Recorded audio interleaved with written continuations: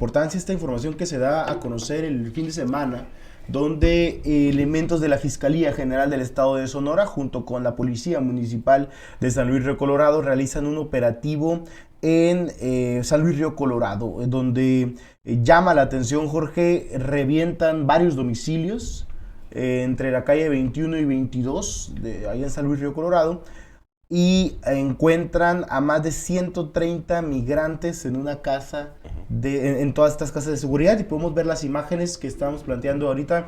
Esto es la cantidad de personas que se encontraban dentro, bajo resguardo de pues un grupo de traficantes de personas, Jorge.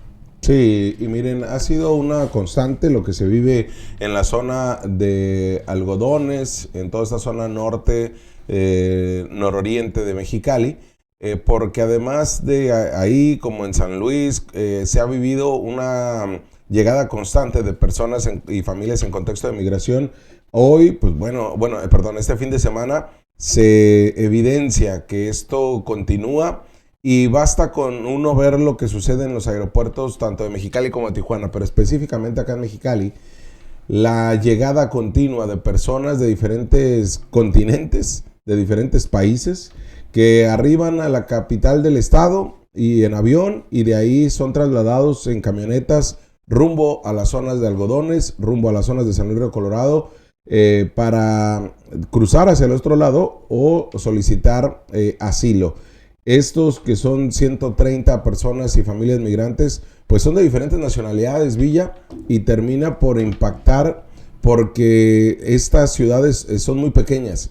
E inmediatamente, pues bueno, se evidencia cuando llegan estos grandes grupos de contingentes, ¿no? Inmediatamente denotan. En el primer conteo se hablaba de 113, al final fueron 133 los privados de la libertad en la avenida Amapolas B, entre 21 y 22. Y Jorge, nada más como dato, vamos a brindar las nacionalidades: 32 personas originarias de Ecuador, 4 de República Dominicana, 1 de Haití, 7 de Honduras, 11 personas de Cuba, 1 persona de Burkina Faso, 4 de la República Islámica de Mauritania, 1 de República de Senegal, 7 de El Salvador, 5 personas de China, 2 de Nepal, 1 de Bangladesh, 6 de la India, 11 de Perú, 2 de Venezuela, 12 de Colombia, 8 de Brasil, 1 de Angola, 6 de Afganistán, 2 iraníes, 2 personas de Uzbekistán, 3 personas originarias de Jamaica y 4 guatemaltecos. Imagínense la situación que se vivía dentro de estas casas de seguridad y las nacionalidades. ¿Desde dónde vienen las personas buscando cruzar a los Estados Unidos? Burkina Faso, Bangladesh, Nepal, Senegal, República Islámica de Mauritania. Y pues bueno, Jorge, no se puede, esto tiene que evidenciarse y sobresalir, ¿no?, de toda la información. Sí, porque la manera en que llegan, en la manera que están, pero sobre todo la manera que son vulnerables ante las traficantes de personas, ante secuestradores, y más cuando no existen estos grupos de información o grupos de seguridad que pudieran dotarles precisamente a estos sectores vulnerables, ¿no? Ahora se viene ya el calor y viene a complicar todavía más la estadía de estas familias y personas migrantes que, bueno, vienen bajo un único deseo, ¿no? Cruzar hacia Estados Unidos, ya sea con documentación o obtener el asilo, o ya sea a través de estos servicios que prestan de manera ilegal los traficantes de personas.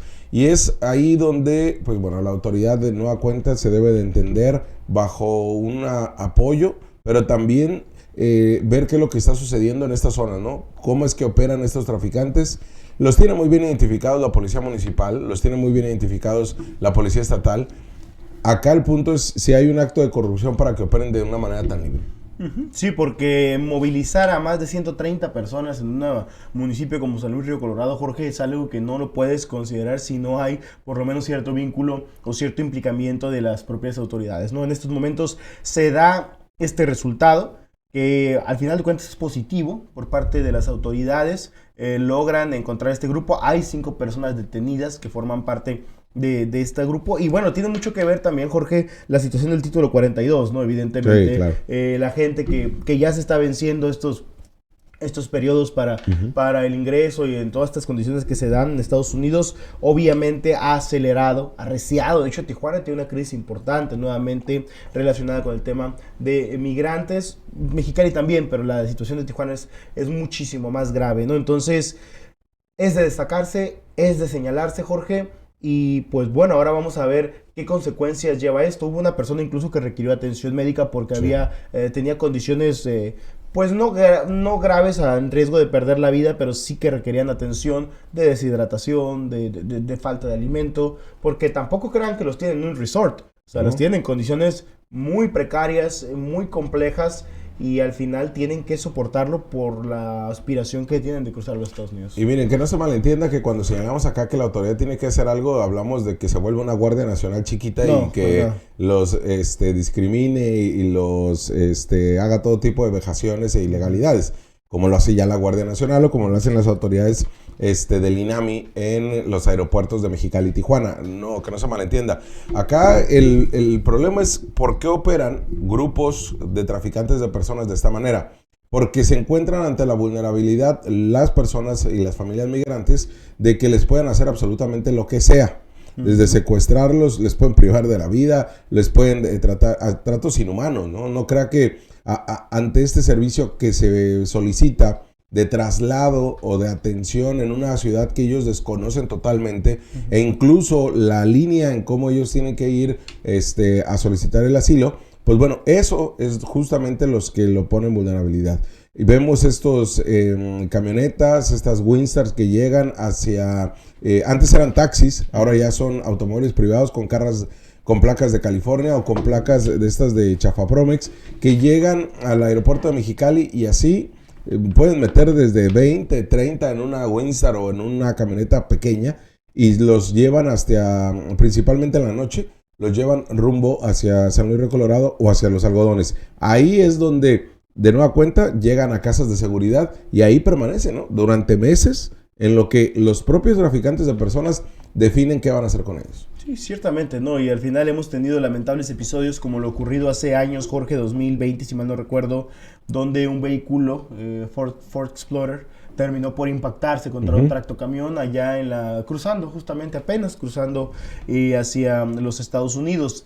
Y dejó el saldo de muchas personas fallecidas. Ya hubo una sentencia de uno de los implicados al respecto. Sin embargo, estas historias son constantes. Recordarás, en mucho reporteábamos, documentábamos aquí más bien, en un caso de 15 migrantes, 14 de ellos de Afganistán, uno de ellos de Brasil, los cuales fueron localizados intentando cruzar a los Estados Unidos, Sí. y que fueron detenidos más que nada por el calor, por la situación tan complicada que se sentía con el clima. Entonces, esto es algo que nos está pasando por encima, nos está pasando de frente, Jorge. También en Mexicali se dan este tipo de casos. Y pues bueno, realmente las restricciones del gobierno de Estados Unidos están siendo oro puro para los traficantes de personas que continúan operando. Y más allá de eso, de lo que representa o no ayudar, porque al final no es ayuda, o sea, de Sí, no. ayudarlos a cruzar los Estados Unidos, todo lo que se exponen o todo lo que puede representar el riesgo de encontrarse ahí, porque hemos tenido muchos episodios también donde son secuestrados, como tú lo comentas, y torturados, ¿no? por parte de los captores. Pues bueno, ahí está este tema, importante señalarlo y a partir de ahí también analizar qué es lo que está sucediendo. Y pues ante la ausencia de de un instituto municipal, tanto en San Luis Río Colorado como en el caso de Mexicali, o de alguna dirección que atienda a las personas en contexto de migración, pues solamente es a quienes lleguen a estos albergues o quienes terminan implorando, ¿no?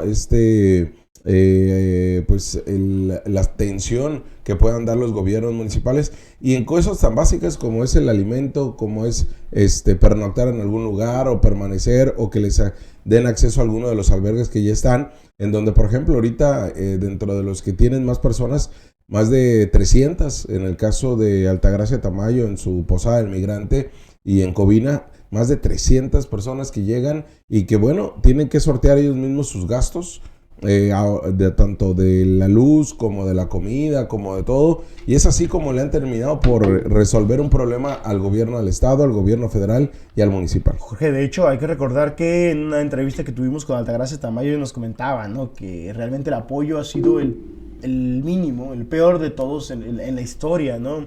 Y digo, Altagracia Tamayo reclamaba la falta de apoyos por parte de los gobiernos de la 4T, sí, específicamente, que porque realmente los habían abandonado a su suerte, les habían brindado atenciones realmente raquíticas y que hoy más que nunca estaban teniendo que salir ellos por sus propios medios. Muchos dirán, pues bueno, ya por lo menos son independientes y se están esforzando para salir adelante. La realidad es que no, la realidad es que todos estos temas tendrían que ser responsabilidad del Estado, pero ante la incapacidad del propio Estado, estos grupos, estas asociaciones civiles, estos albergues, son los que salen a dar la cara, sí, y al final pareciera que en lugar de apoyarlos el Estado, se termina recargando en ellos, claro, para minimizar las propias carencias y deficiencias que tiene el gobierno. Bueno, ya pues ahí está este tema de las personas en contexto de migración o en contexto de movilidad, y en este marco de que se venza o que ya por fin quiten el título 42, pues bueno, vendrán más estos caravanas de personas migrantes.